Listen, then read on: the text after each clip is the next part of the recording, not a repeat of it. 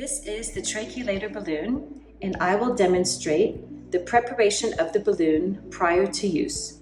You will need your selected size of the Trachealator balloon, a 3-way stopcock, an inflation device, and a bowl of sterile water, saline, or diluted contrast medium. Ensure that the protective sheath remains on the tip of the balloon during the preparation. You first want to prepare the inflation device. To do this, place the tubing inside the bowl of sterile water. You want to squeeze the handle of the inflation device and pull back, filling the inflation device with your water or saline. After you fill the inflation device, you want to remove the air from the inflation device, and you want to ensure that you have left 18 milliliters of water in the syringe.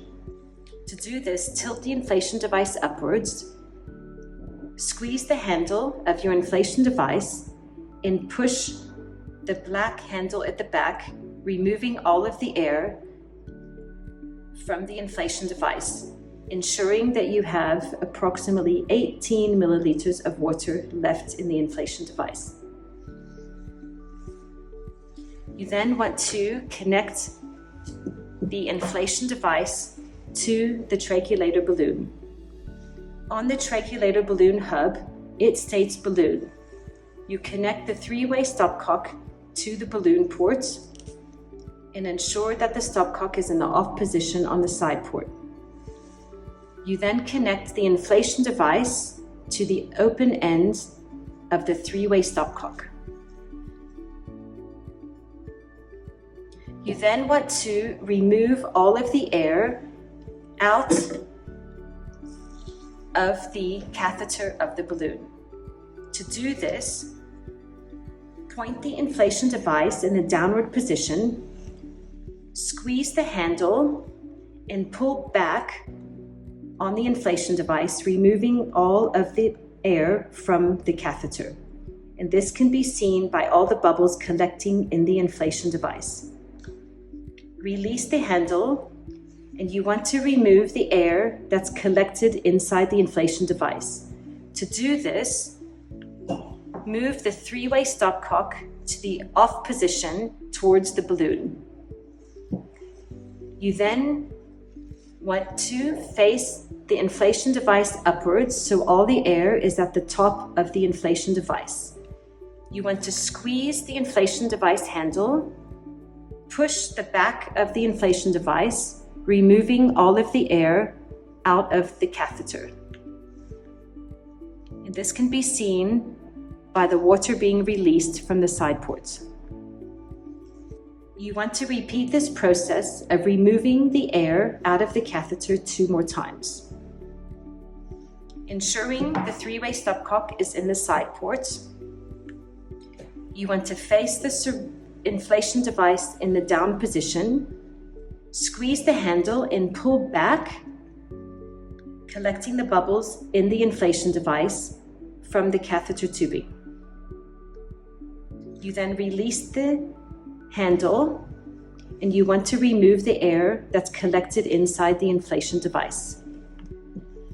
Again, you move the 3-way stopcock to the balloon, and you want to remove the air into the side ports.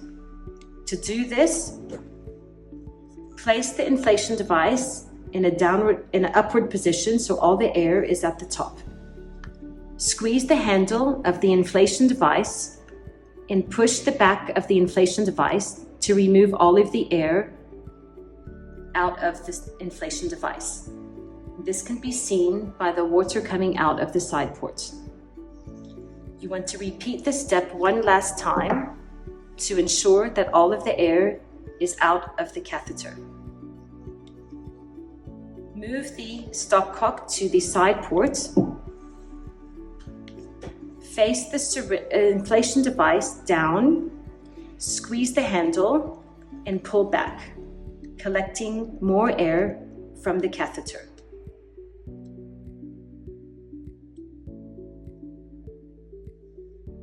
You then want to release the handle and remove all of the air that's in the inflation device.